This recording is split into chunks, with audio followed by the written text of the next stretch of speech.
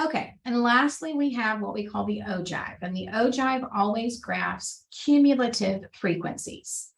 So if I'm going to do an ogive, when I go to construct my frequency distribution table, which we've done a few times now, right, I want to make sure that I specify that I need the cumulative frequency. So click on your data, cumulative frequency.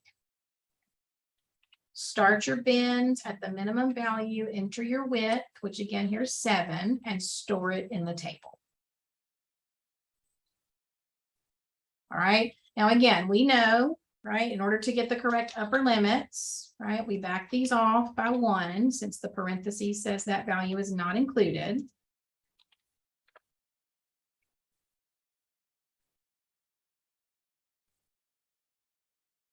Right. And we've got our limits and our cumulative frequency. Now, the polygon required the use of midpoints to construct the graph.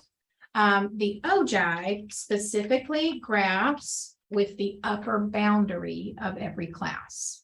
So quick review, to convert from limits to boundaries, you subtract 0.5 from the lower limit, you add 0.5 to the upper limit.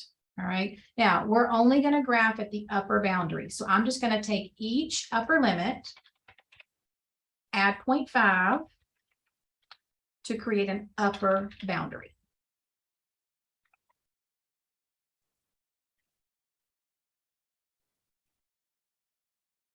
All right, now, like the polygon, this should also start at 0. It doesn't have to end at 0. It should show an increasing trend, but it has to start.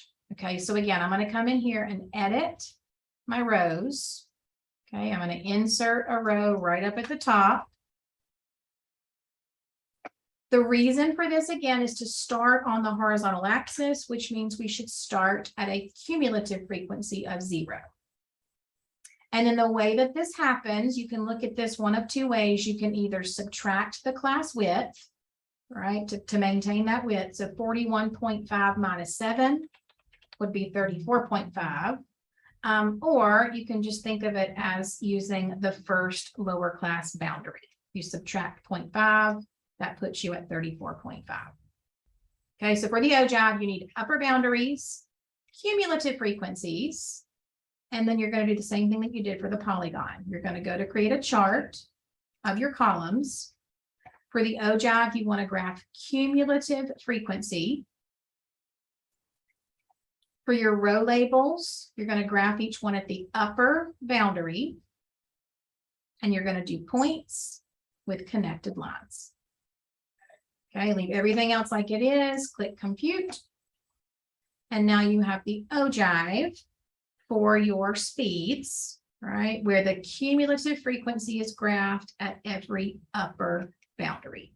And remember, when you're interpreting an ogive, right, the frequencies are all like less than or equal to. So for example, you know, if you look at this point right here and you see the cumulative frequency is 23, right, the way you interpret that is, okay, 23 speeds were less than or equal to 48.5.